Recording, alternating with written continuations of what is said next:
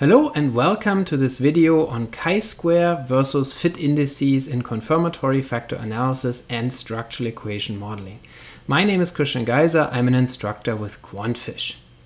Many beginners with CFA and SEM are confused about how to test model fit in structural equation modeling and what the difference is between a chi-square test of model fit and the fit indices that we also get in most CFA and SEM software programs as part of the routine output. So let's talk about this in more detail, starting with the chi-square test of model fit. The chi-square test of model fit is called a test of exact model fit because it tests the null hypothesis that our CFA or SEM model fits exactly in the population. And so it is an inferential test, meaning it's a test of significance where you have a null hypothesis and you have an alternative hypothesis, and you can decide between the two based on a pre-specified level of alpha or level of significance. So here's an example so that you can understand this better. This is output taken from the free JASP software program, which allows us to run simple CFA models. And so here you can see that this table contains two different chi-squares, one for a so-called baseline model, and that chi-square is really high. 1662 is the value of the test statistic that you can find under x squared or chi-squared. And then this baseline model here has 36 degrees of freedom. And you can see a p-value is not given for the baseline model. However, p-value is given for the factor model that we actually want to test. So the chi-square for our actual target model here is 38.888 with 24 degrees of freedom, and it has a p-value of 0.028. So why does JASP give us these two chi-squares, and why does it not give a p-value for the baseline model? So for that, we need to understand what the baseline model is. The baseline model is a very restrictive model that does not allow any covariances between the observed variables. It's therefore also sometimes referred to as a null model or an independence model because it assumes zero relationships, or at least zero linear relationships in terms of covariances between our observed variables. It only allows for variances and potentially for means of the observed variables. And so that is a baseline model because it allows us to test our target model against this very restrictive model, or at least to compare the fit between the two. And that's done by looking at the two chi-squares here, and then also by certain other fit indices that we will discuss later. Now, why is there no p-value given for the baseline model? Because the baseline model really isn't expected to fit. So if the baseline model were fitting the data, if it had a low chi-square and a non-significant p-value, then that would be bad, because that would mean that assuming no covariances between observed variables is reasonable, and then there would be nothing to model because CFA and SEM models are covariant structure models. They require there to be substantial covariances or correlations. Otherwise, we couldn't extract any factors or relationships between those factors, and therefore the baseline model really is not expected to fit. Now, some programs like Mplus, for example, do give a p-value so they can look at whether that model is rejected or not.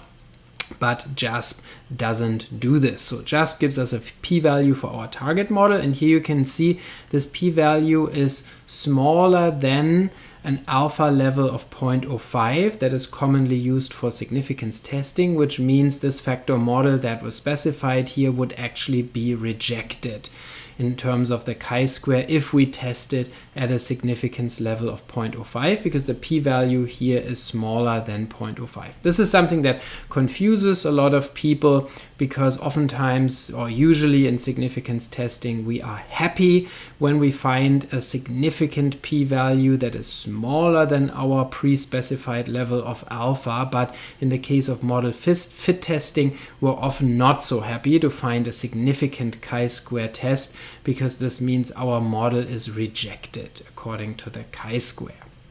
So that test, again, tests the hypothesis of exact model fit. And so then we could ask the question, why do we need additional fit indices? This test already gives us an answer, and here tells us this model does not fit exactly in the population. It is not exactly the right model that produced this covariance structure here. There's a discrepancy between the model implied covariance structure and the observed covariance structure that is statistically significant. Now, why do we need fit indices as well? The reason is that the chi-square test of model fit is a very sensitive test, especially when you have large samples. In large samples, the chi-square will be able to detect misspecifications of your model even when they are pretty minor. So even if you have minor cross-loadings across factors, or you have minor residual covariances between indicators, the chi-square will detect those. And then that can become somewhat ridiculous. Let's say when you have a residual covariance that is 0.1 between two items, or you have a cross-loading of 0.1 in a standardized metric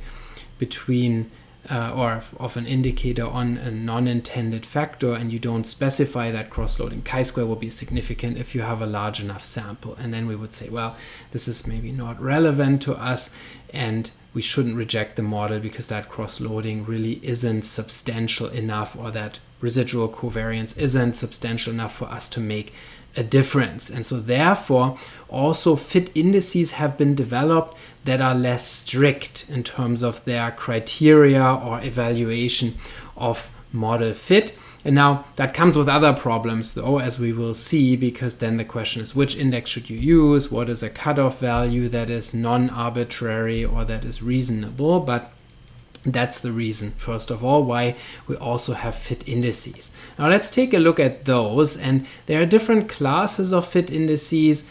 I here selected 3 classes that I think are the most relevant ones. First are approximate fit indices, and under this category I would count the root mean square error of approximation, RMSEA, as well as the standardized root mean square residual, SRMR. Those are 2 very commonly used approximate fit indices that look at closeness of fit rather than exact model fit.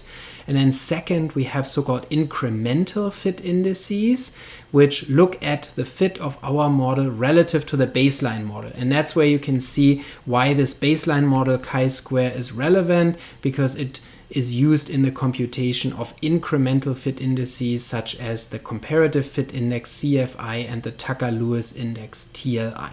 And then third, we have information criteria, which have no interpretation in an absolute sense. So with information criteria, we use them purely for model comparisons, so relative model fit assessment. When we have 2 different models, maybe let's say, for example, a 1-factor model versus a 2-factor model, and we want to compare those, then we can use information criteria such as ACAG's information criterion AIC or the Bayesian information criterion BIC, and then look at which model has the smaller value of this index respectively.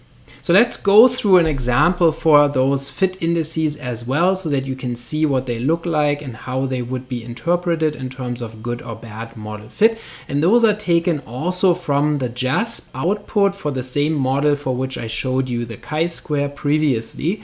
Here you can see that this first table in JASP contains the root mean square error of approximation, RMSEA, and that has a value for this model of 0.034, which we would generally think of as a good index or a good fit, indicating a good fit.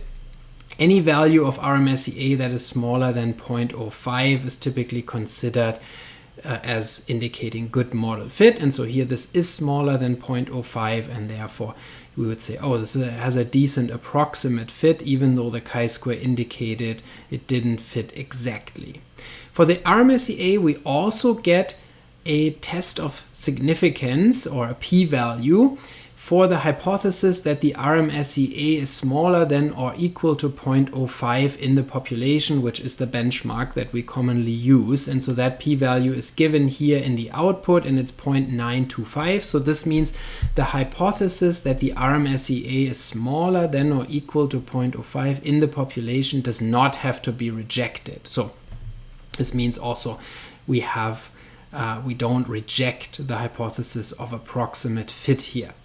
And you get a 90% confidence interval, which I don't know how important that is, but here in this case you can see it barely includes the 0.05 benchmark at the upper bound for a 90% confidence interval. So that also looks pretty good. And then the same table in JASP contains the standardized root mean square residual, SRMR, which is a different index that quantifies the average standardized residual, or the average correlation residual in the covariance, in the residual covariance matrix. So this means this index is a measure of how large the typical residual is in your residual covariance matrix, meaning how well the covariances and correlations are reproduced by the model on average. And so here again we have the same cutoff value that we like to see, 0.05. We like to see an SRMR below 0.05. Here it is 0.026, so that is good.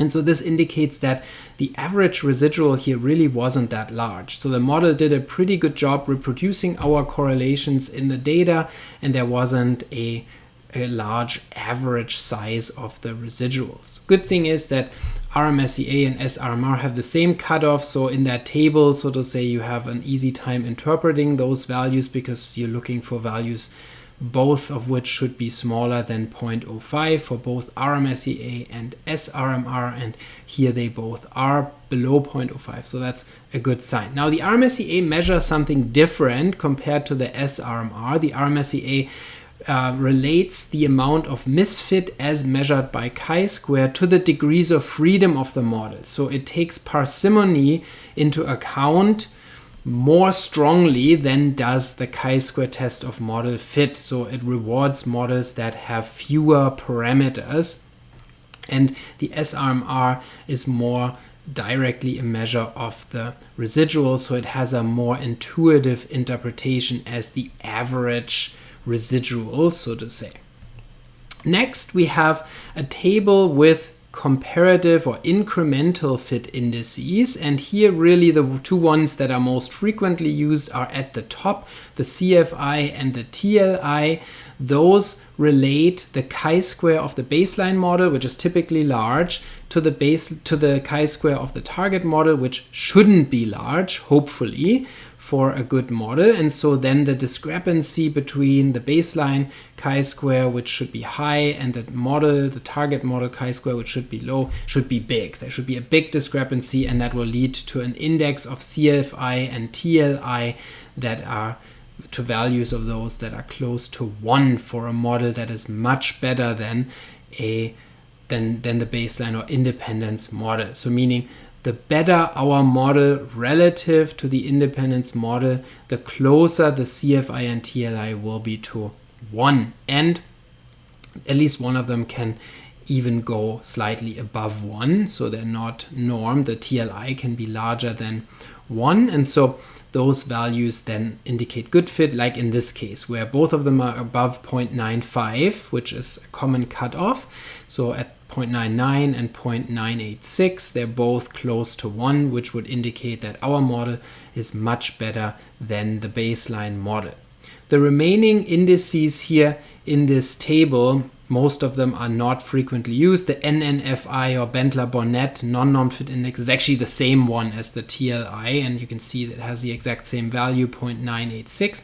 The remaining ones are not so frequently used anymore. They do the same thing. They look at the chi-square for the baseline model versus the chi-square for our target model, and then we can decide how much better our model is than the baseline model. And then finally, we have the information criteria, which have no absolute interpretation. You can see that JASP here reports the AIC, BIC, and a sample size adjusted version of the BIC, and then you could compare those if you had another model. In this case, we have only one model, so they are meaningless to us. But if we had another model that we fit to the same data, then we could compare those values, and we would then prefer the model that has the smaller value of AIC or the smaller value of BIC relative to the other model. So those really we can't use here, or they don't have a meaning for us here because we have no other model to compare them to. Now, what should you do when you assess model fit? That's really a difficult question, and people have very different opinions on the subject matter. Some people say you should only rely on the chi-square test of model fit because that's really the only test that has a meaningful null hypothesis and has a meaningful issue to test, whereas those fit indices, they have sometimes, or some of them have no clear interpretation. Like, for example, the RMSEA value doesn't really mean anything so much. And so the cutoff values are unclear, and the cutoff values also vary depending on the situations, depending on your model, the size of your model, and other parameters. So it's very dangerous, so to say, or difficult to apply absolute thresholds for these indices. And then also they depend on sample size, meaning if you have a larger sample size, they will be less stringent, or they will reward you, so to say, for that, to the point where any model would look good pretty much with these indices. So they become less sensitive to misspecifications when you have a larger sample, which is kind of counterintuitive, because with larger sample sizes we should have more statistical power to detect misspecification, and that's the case for chi-square, but it's not the case for those fit indices, which have been shown to become less and less sensitive to model misspecifications. So my point of view is that I primarily rely on the chi-square. However, when I have a large sample, let's say 500, 600, 700 or more cases, then I wouldn't rely exclusively on the chi-square, because I know that the chi-square will then be able to detect very, very minor misspecifications.